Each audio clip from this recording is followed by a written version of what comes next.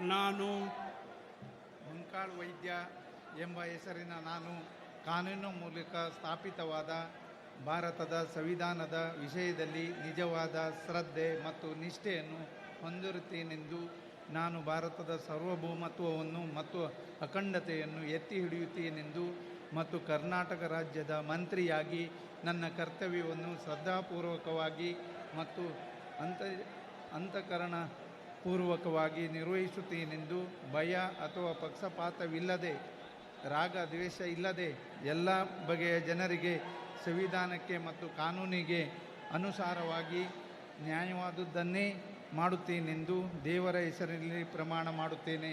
ಶ್ರದ್ಧಾಪೂರ್ವಕವಾಗಿ ದೃಢೀಕರಣ ಮಾಡುತ್ತೇನೆ.